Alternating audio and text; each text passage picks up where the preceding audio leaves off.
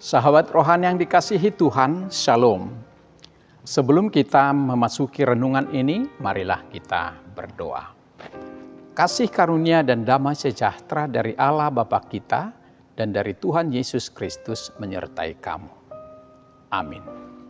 Firman Tuhan renungan bagi kita pada saat ini diambil dari kitab Yunus pasal 2 ayat 1.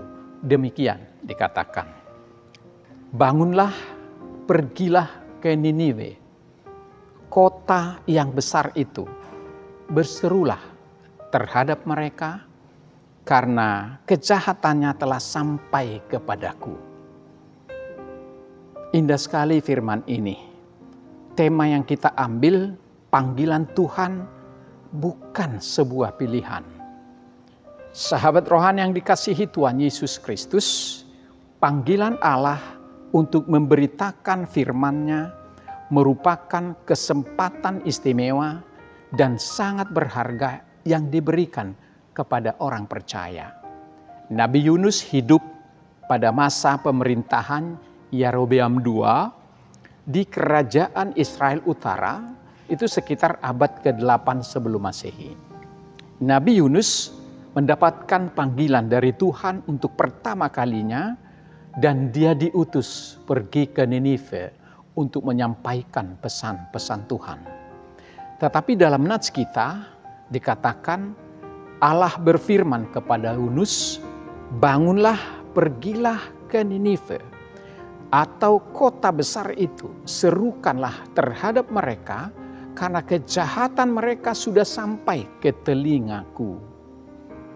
Sahabat rohani yang dikasihi Tuhan, Ninive adalah ibu kota kerajaan Asyur yang dikenal sangat besar dan sangat kejam dan merupakan musuh Israel yang sangat berat.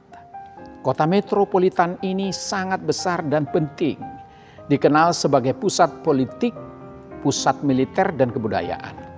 Nabi Yunus diperintahkan Tuhan untuk memberitahukan teguran dan penghukuman atas kota Ninive.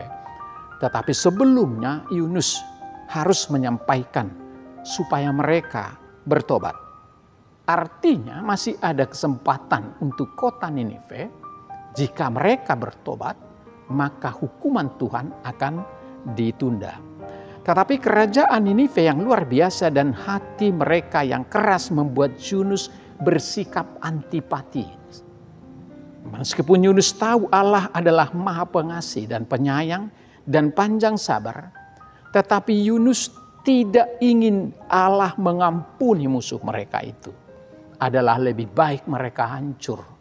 Pergumulan inilah yang membuat Yunus berpikir bahwa ia punya pilihan atas panggilan Tuhan. Karena itu ia memilih lari dari Tarsis dan ia berusaha kabur dari sebuah misi besar Tuhan dengan satu tekad, saya tidak mau.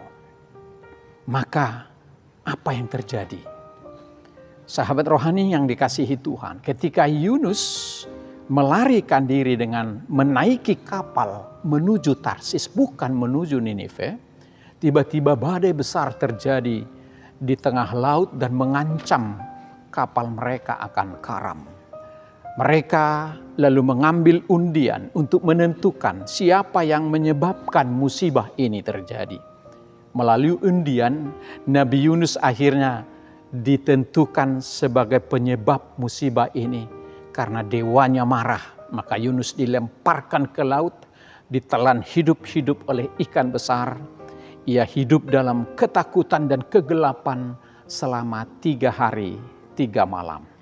Akibat pemberontakan Yunus ini, dia harus menerima konsekuensi, bahkan mungkin konsekuensinya adalah kematian. Selama masa itu Yunus menyadari bahwa sesungguhnya tidak ada tempat bersembunyi bagi siapapun dari hadapan Tuhan. Semua terang benderang dan terbuka di mata Tuhan.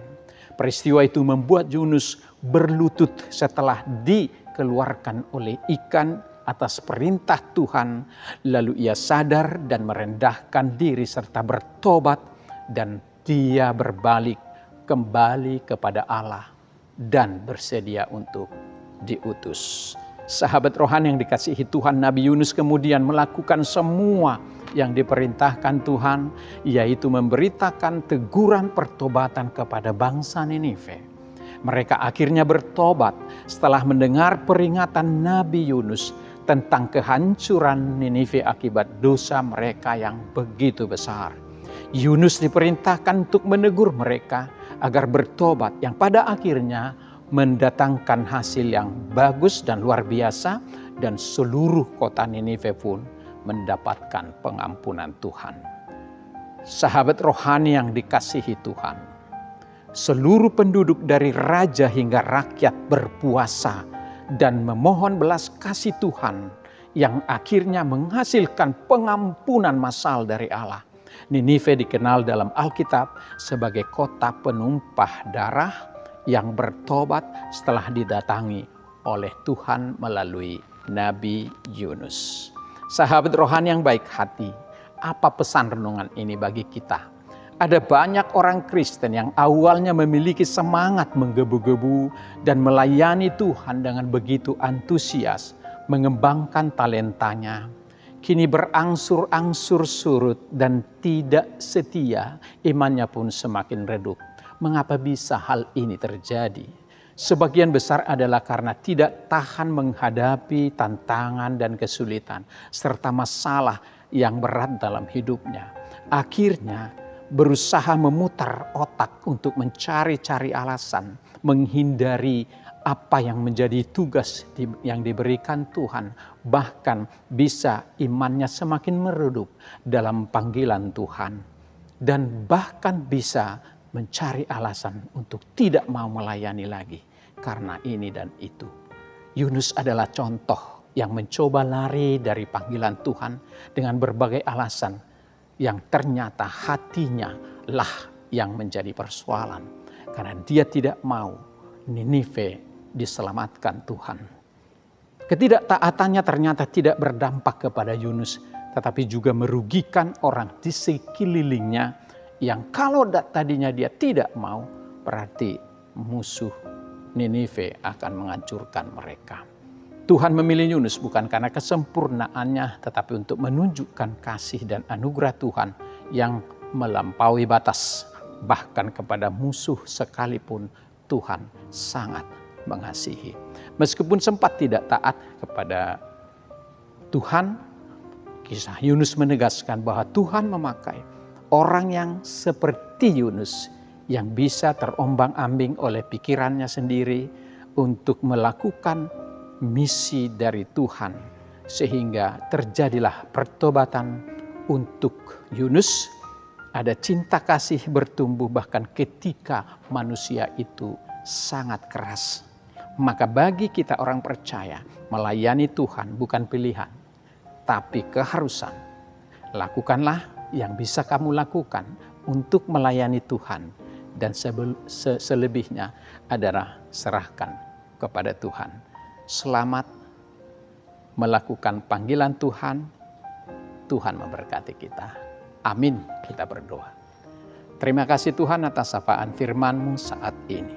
Sebagaimana Yunus yang tidak percaya diri untuk menyampaikan pesan-Mu sehingga menjadi lari dari tugas menuju Ninive.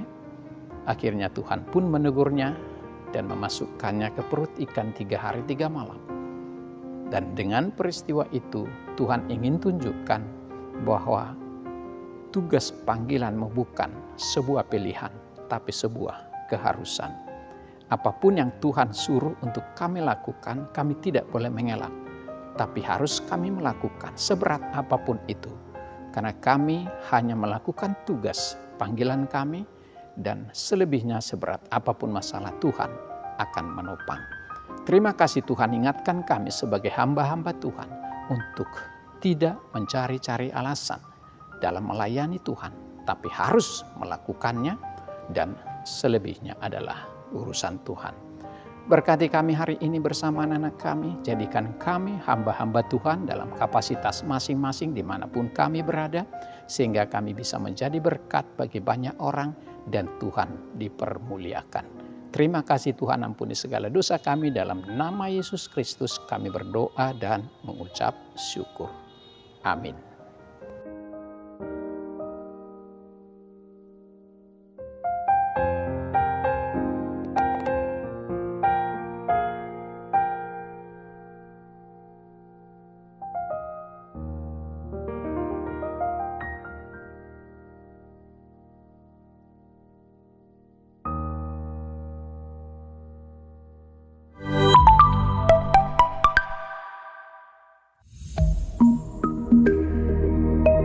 Thank you.